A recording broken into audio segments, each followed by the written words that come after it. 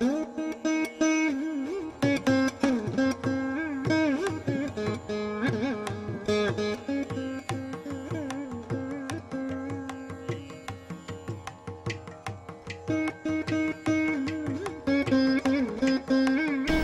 Master అంటే తెలుగువారందరికీ సుపరిచితమైన పేరే.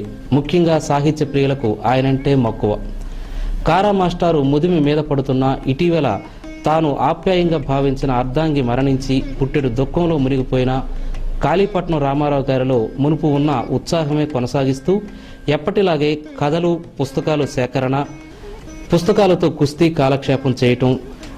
అంతేకాదు ఆయనకి పుస్తకాలతో కాలక్షేపం చేయనదే నిద్ర పట్టదు.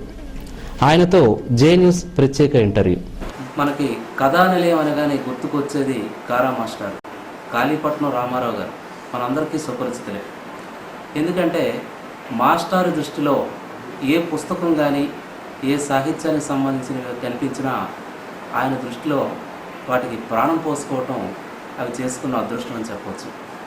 అంతేకాదు మాస్టారు వాటిని సేకరించి వాటికి కథానిలయంలో స్థానం సంపాదించడం. కారా మాస్టారు 1996 సంవత్సరంలో యజ్ఞ నవలకు గాను కేంద్ర సాహిత్య అకాడమీ అవార్డు పొందారు.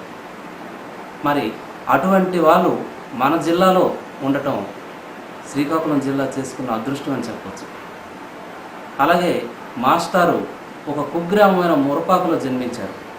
ఆయన వృత్తి ఉపాధ్యాయ వృత్తి అయినా ప్రవృత్తి మాత్రం కథల్ని సేకరించడం, సాహిత్యం ఆయన తాలూకా ప్రవృత్తి. ఏది ఏమైనా ప్రతి ఒక్కరికి తెలిసేది, తెలుగు వాళ్ళు ప్రతి ఒక్కరికి తెలిసేది మాత్రం ఆయన సాహిత్యం బట్టే. అందుకే మాస్టర్ గారి వృత్తి ఉపాధ్యాయ వృత్తి అయినా సాహిత్య ప్రకారంగా మాస్టర్ ప్రతి ఒక్కరికి పరిచయస్తులని చెప్పవచ్చు. ఏది ఏమైనా ఆయన వృత్తి అటు ప్రవృత్తి రెండిటికి న్యాయం చేశారు. అలాగే ఆయన ఉపాధ్యాయులుగా ఎంతోమంది విద్యార్థులను తీర్చిదిద్దారు. అంతేకాకుండా ఆయన నచ్చే మెచ్చే సాహిత్యానికి కూడా ఒక స్థానాన్ని సంపాదించారు. మరి జిల్లాకి, తెలుగు వాళ్ళకి కీర్తి ప్రతిష్టలు సంపాదించి పెట్టారు. మరి అటువంటి మాస్టర్తో మనం కాసేపు ముచ్చటిద్దాం. ఈ సాహిత్య అభిలాష ఇవన్నీ ఎలా మీకు మొట్టమొదటిగా ఏంటి వివరాలు? మా నాన్నగారు కూడా సాహిత్య అభిలాష చదవడం అలవాటు ఉండేది. మా అమ్మగారు కూడా చదువుతుండేవారు. వాళ్ళని చదువుతూ ఉండగా నాకు కూడా చదువు వాళ్ళని బుద్ధి పుట్టి చదవడం ప్రారంభించాను. కొంతకాలం చదివిన తర్వాత రాయడానికి బుద్ధి పుట్టింది, రాస్తూ వచ్చాను. కానీ పల్లెటూరు వాడిని అవడం బట్టి నేను నా చదువు శ్రీకాకుళంలో కూడాను సాహితీపరులతో సంబంధాలు నాకు ఉండేవి. వాళ్ళని వింటూ నాకు కూడా వాళ్ళ కావాలని కోరుకుండేది. అది 42లో నేను ఎస్ఎస్ఎల్సి పాస్ అయిన తర్వాత విశాఖపట్నంలో చేరుకున్న తర్వాత అక్కడ హిందూ రీడింగ్ రూమ్లోనే అసంఖ్యాకమైనటువంటి పుస్తకాలు, తర్వాత పత్రికలులో పరిచయం ఏర్పడ్డ తర్వాత 1943లో నా తొలి కథ చిత్రగుప్తలో వచ్చిన పాటు కదా. అలా మొట్టమొదట్లో 15 ఎన్నో ఉంటాయి, నాకు గుర్తులేదు. భావాలను చెప్పేవే తప్ప అవేం కథలు కావు. 1947 దగ్గర నుంచి కథలాగా రూపొందించుకుంటున్న రచనలు చేస్తూ వచ్చాను. అలా 1957 వరకు భారతి, ఉగాది సంచికలు ఇట్లాంటి సుప్రసిద్ధ గ్రంథ పత్రికల్లో రాస్తూ వచ్చిన నాకు కథాంత స్వరూపం తెలియలేదు. 57 నుంచి 62 దాకా రాయడం మానేశాను. రాసుకున్న విశ్వనాథ్ శాస్త్రి గారి సహవాసం వల్ల, వారి నుంచి తెలుసుకున్నటువంటి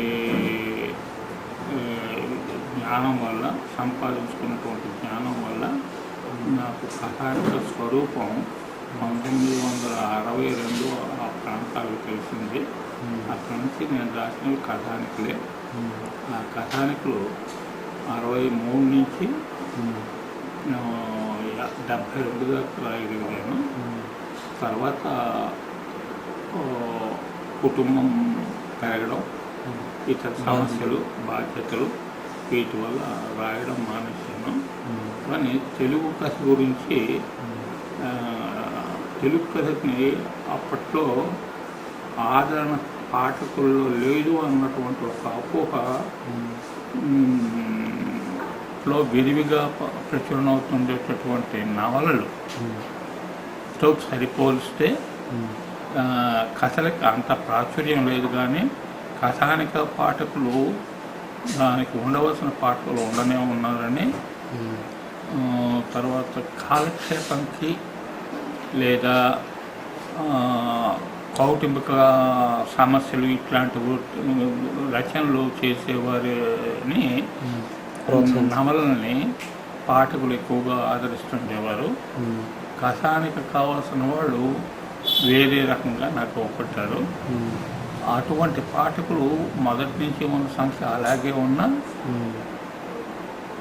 రెండింటిని తైపారేస్తే కథానిక పాఠకుల కన్నా నవలా పాఠకులు ఎక్కువ ఉండడం చేత కథానిక చోటు లేదు అని అనుకుంటే ఉంది అని అంటూ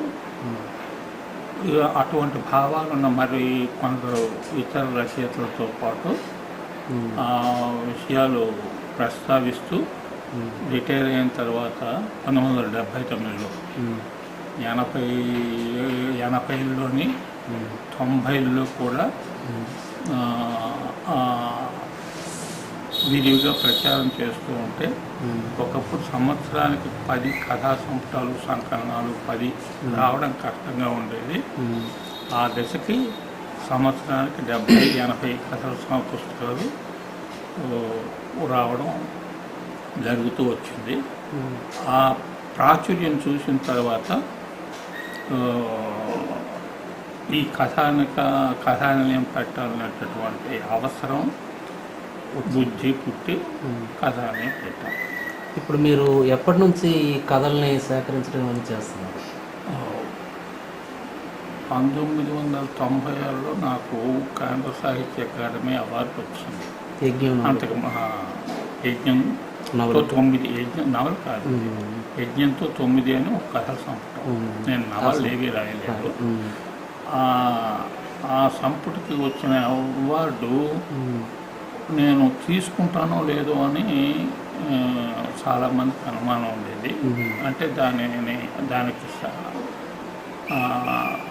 సెలెక్ట్ చేసిన వాళ్ళకి అనుమానం ఉంటే మా మిత్రులు మాస్టర్ని బలవంతాన్ని ఒప్పించైనా సరే తీసుకొని ఇస్తాం మీరు అని అంటే, వాళ్ళు ఏం చెప్పారంటే ప్రభుత్వం ఇచ్చినటువంటి ధనాన్ని ముట్టుకోకూడదన్న ఒక అభిప్రాయంతో నేను తీసుకునేవాడిని కాదు అవార్డులు. అది తీసుకొని నువ్వు మంచి పని చెయ్యి, నీ సొంతానికి వాడుకోకు అని చెప్పారు. అలాగే చేశాను. దాని తర్వాత చాలా అవార్డులు వచ్చాయి. వాటన్నిటి సహాయంతో తర్వాత రచయితలు మొట్టమొదట 1,10,000 అవార్డు ఒకటి ఇచ్చారు నాకు, సాహిత్య అభిమానులు కలిపి. దాంతో దీనికి పునాదులు అవి వేసాము. తర్వాత ఇతరుల సహాయంతో ఇది 2 అంతస్తుల సొంత భవనం దీనికి ఏర్పడింది. 15 లక్షలు కార్పస్ ఫండ్ ఉంది. కార్పస్ ఫండ్ దొరికినంత అదే నిల్వ చేసే ఉద్దేశం నాకు లేదు. పరిమితంగా కథానికి అత్యవసరమైన మేరకు మాత్రమే మేము ధనాన్ని సంపాదిస్తాం. అపరిమితంగా మేము సంపాదించదలుచుకున్నది ఏమిటంటే పాత పత్రికలు, కథా పుస్తకాలు. అవి ఎందుకు అంటే 100 కథలు అయితే 10 మాత్రమే పుస్తకాల్లోకి వస్తాయి, మిగిలిన 90 పత్రికల్లోనే ఉండిపోతాయి. కాబట్టి ఆ పత్రికలో మొత్తం కథలు సేకరించడం మా లక్ష్యం. కాబట్టి పత్రికలు కూడా సంపాదిస్తున్నాం. ఇప్పుడు కథా సంపుటాలు అవన్నీ ఎన్ని ఉన్నాయంటే నేను ఎగ్జాక్ట్గా చెప్పలేను. అది చెప్పేవాడిని మీ తర్వాత చూపిస్తాను. అంటే ఇప్పటి వరకు మీరు ఎన్ని సేకరించారో అవి అదే ఆ విషయాలు నాకు తెలియదు. ఏం చేద్దంటే నా వయస్సు కారణంగా, నా పరిస్థితుల కారణంగా నేను 5 ఏళ్ళు క్రితం ఈ ఊరు విడిచిపెట్టి వేరే ప్రాంతాల్లో ఉంటూ అప్పుడప్పుడు వస్తుండేవాడిని. నేను లేనప్పుడు ఇక్కడ వివిఎన్ మూర్తి అని బెంగళూరు నుంచి ప్రత్యేకించి కథాలయం కోసం వచ్చి ఇక్కడ ఇల్లు అద్దెకు తీసుకొని ఉంటూ తన ఖర్చులని తనే పెట్టుకుంటూ ఈ కథాలయాన్ని నిర్వహిస్తూ ఉండేవాడు. ఇక్కడ ఉండేటటువంటి ఇంకొక ట్రస్ట్ మెంబరు దాసర్ రామచంద్రరావు, అతను ఏదో హై స్కూల్లో హెడ్ మాస్టరు. ఊరికి మన శ్రీకాకుళంకి 70 కిలోమీటర్ల దూరంలో ఉండేవారు.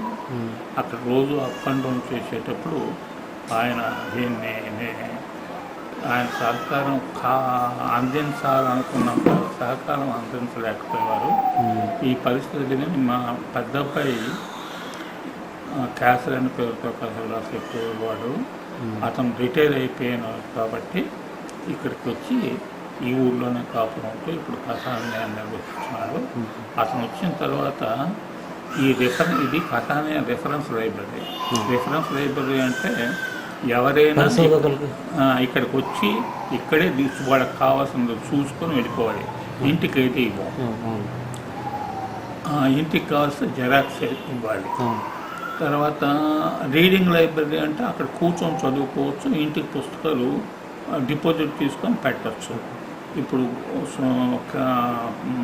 కె సుబ్బారావు అన్నతను రీడింగ్ వచ్చిన తర్వాత మీదని రీడింగ్ లైబ్రరీ పెట్టాను, కిందని రిఫరెన్స్ లైబ్రరీ నడుస్తుంది. ఇది దీని పరిస్థితి.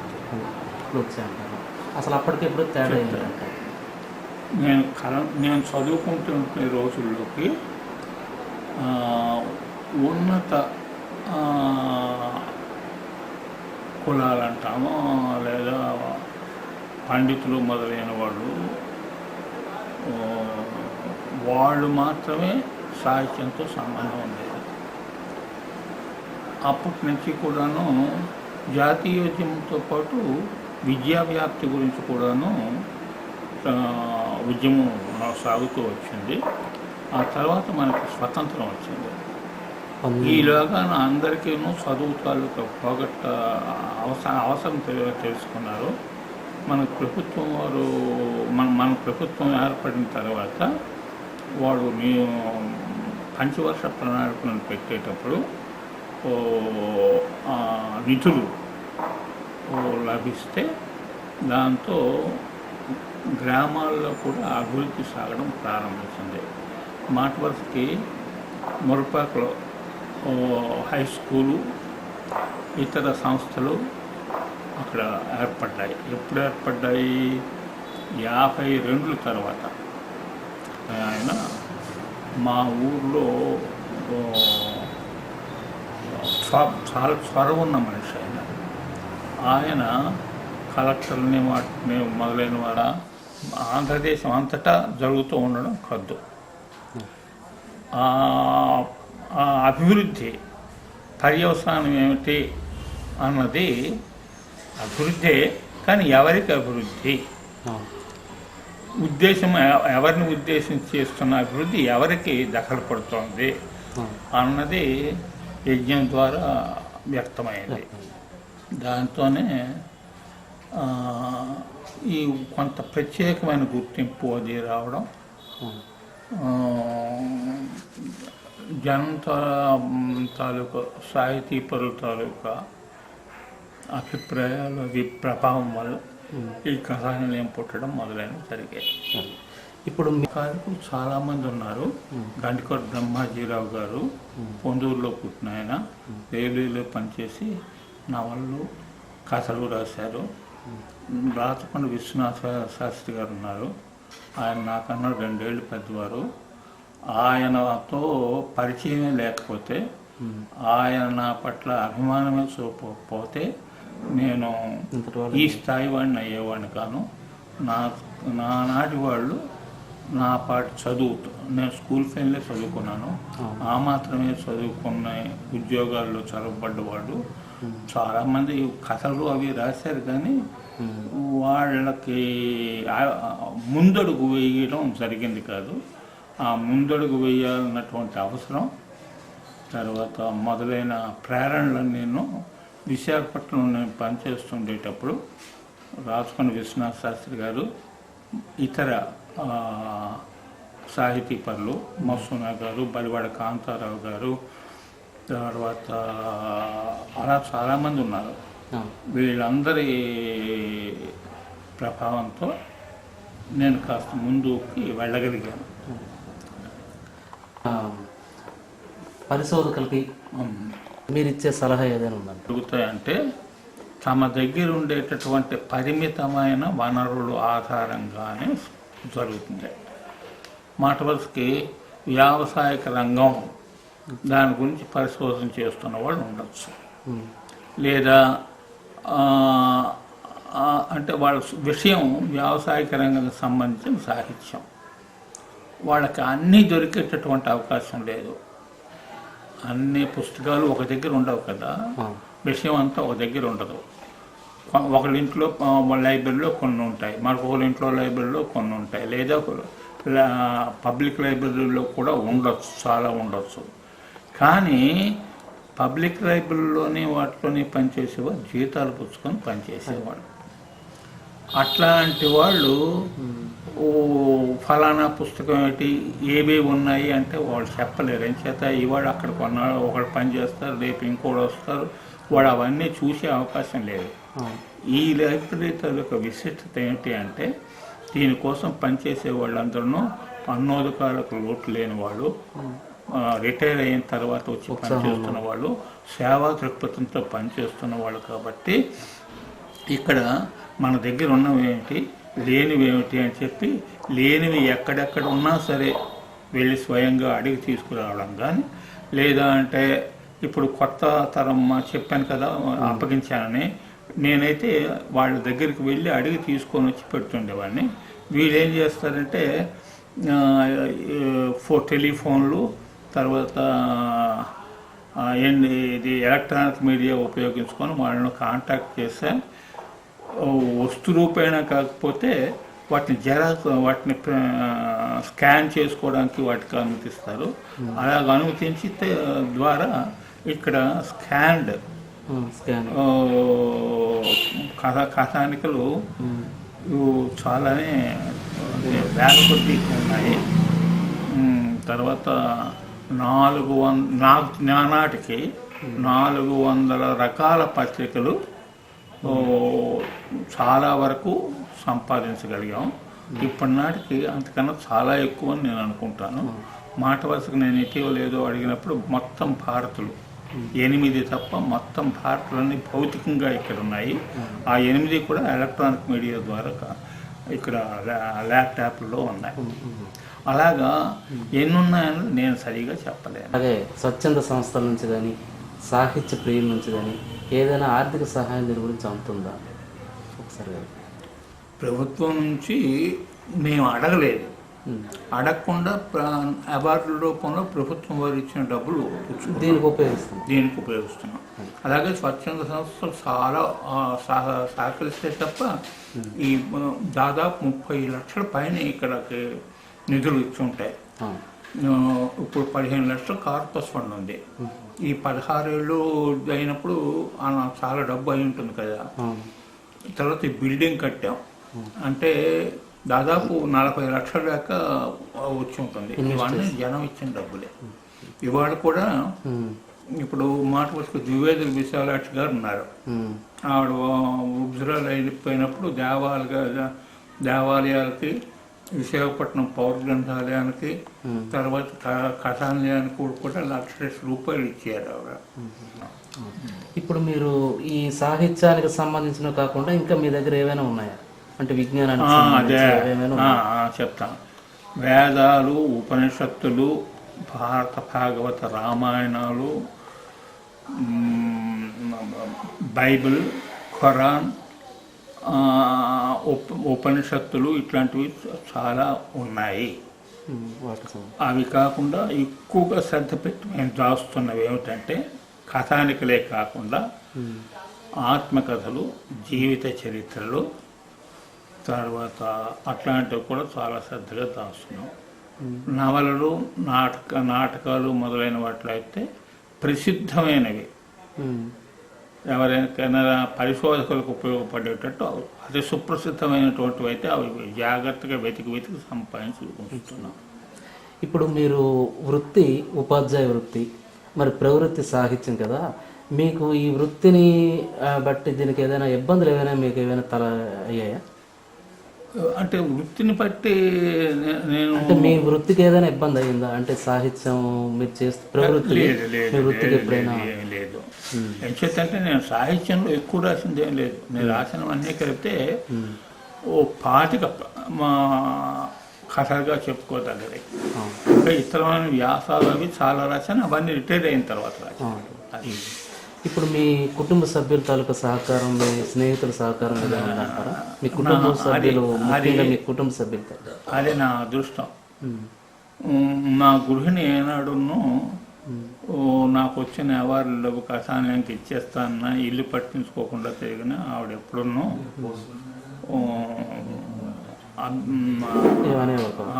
అబ్జెక్ట్ చేయలేదు. అలాగే మా పిల్లలుకి చేశారు. అంతేకాదు మా కోడళ్ళు మనవలు కూడాను వాళ్ళందరూ ఎప్పుడు నన్ను సతాయించలేదు కాబట్టి సహకరించారు. వాళ్ళు కూడా సహకరించారు కాబట్టి మీరు ఎంతటి వాళ్ళు అవ్వడానికి కారణం అంటారు. అయింది. సరే సార్, థ్యాంక్ యూ. ఇప్పుడు కాళీపట్నం రామారావు గారికి వయస్సు మీద పడడంతో కొంతవరకు బాధ్యతలు ఆయన మూర్తి గారనే ఇక్కడ ఆయన సాహిత్య ప్రియులు, తర్వాత స్వతసిద్ధంగా ఆయన మనసులో ఇష్టపడి వచ్చి ఈ కార్యక్రమంలో పాల్పంచుకున్నారు. మూర్తి గారిని కొన్ని విషయాలు కథానిలయం గురించి అడగదు. నమస్తే సార్ మూర్తి గారు. ఇప్పుడు ఈ కథానిలయం గురించి అంటే కారా మాస్టర్ గారికి మీరు అందిస్తున్న సహకారం ఏంటంటారు? వాటి గురించి కొంచెం వివరిస్తారా? ఇక్కడ మాస్టర్ పుస్తకాలు కొన్ని సేకరణ, వాటిని డేటాబేస్లో ఇండెక్స్ చేయడం, కథలన్నీ, అలాగే పుస్తకాలన్నీ ఇండెక్స్ చేయడం, ఈ 2 పనులు కంప్యూటర్ కాక కథలు పుస్తకాలు స్కాన్ చేసి వాటిని తర్వాత వీటిని పీడిఎఫ్ ఫార్మాట్లోకి తీసుకెళ్ళి తర్వాత కొంతకాలం తర్వాత నెట్లో అందరికీ అందుబాటులో ఉండేటట్టు మేము ప్రయత్నం చేస్తాం. ఇప్పుడు కాళీపట్నం సుబ్బారావు గారని ఆయన కూడా ఈ కథానిలయానికి సంబంధించిన వ్యవహారాలన్నీ చూస్తూ ఉంటారు. వారితో కాసేపు ముచ్చట. ఆయన బెంగళూరు వాసి. ఆయన సంవత్సరానికి 7 నెలలు ఇక్కడ ఉంటారు. సమ్మర్లో ఎక్కువగా ఉంటారు. తర్వాత నాన్నగారు వార్ధక్యం వాళ్ళు కూడా ఏం చేయలేకపోతున్నారు. రామచంద్ర గారు ఆయన కూడా ఆయన ఉద్యోగరీత్యా అందుబాటులో లేరు. అంచేత ఇక్కడ ఫుల్ టైం ఎవరో ఉండకపోతే వచ్చేవాళ్ళకి కానీ ప్రాపర్ ఇన్ఫర్మేషన్ ఇవ్వడం జరగదు కాబట్టి ఆ బాధ్యత నేను తీసుకుంటున్నాను. అది కంటిన్యూ.